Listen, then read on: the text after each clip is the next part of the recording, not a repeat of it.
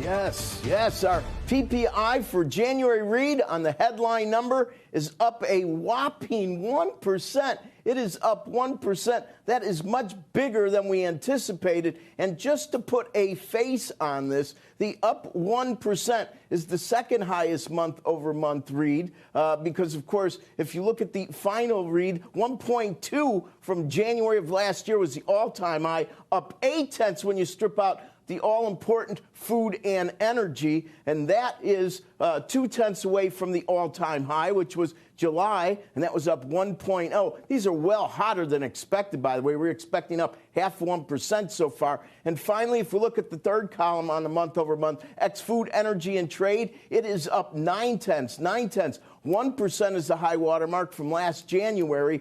We're expecting up 0.4 there. So anybody who's looking at the month-over-month and the year-over-year making comments that, well, the rate of change is slowing down, these numbers are coming down, not accurate. Now let's go over the year-over-year. Year-over-year, up 9.7%. 9.8 is the all-time high going back to record-keeping, which was changed, so it goes back to 2010. So 9.8 was November. This is 9.7. 8.3 on year-over-year core. 8.3 equals the all-time high from last month. So we have December and January at 8.3. This series goes back to November of 2010. And finally, on the year-over-year ex-food, energy, and trade, it is up 6.9, which means that this is the third 6.9 in a row, and that equals the all-time high. This series only goes back to August of 2014. And finally, Empire at 3.1 is a very, very big disappointment. It's about 1/4 of what we are expecting,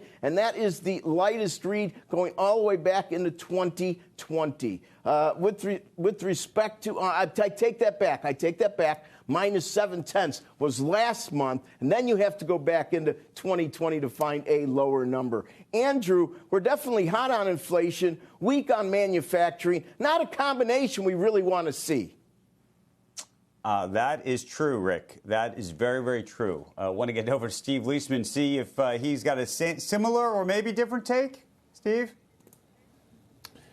Yeah, it's hard to have a different take, Andrew. There's inflation pretty much everywhere in this economy, and especially up the pipeline. And that's really what we're looking at here, is that these are producer prices, and these, in their own way, filter down to the consumer. They certainly increase pressure on producers to pass those along. So there's no relief. And what we're looking for here, Andrew, and this is the trade that people want to make, which is people want to go out there and declare, hey, we're at peak inflation. This number may turn out to be the peak, but there's nothing inside this number that tells you it is the peak. We had Bullard on yesterday. He said there's a lot of inflation out there, and this number really proves to be correct. And, to the extent that one would say we need a forceful or more forceful response from the Federal Reserve, well, these numbers kind of suggest we do. And one thing Rick, in his excellent presentation, left out, I'll give you, which is that the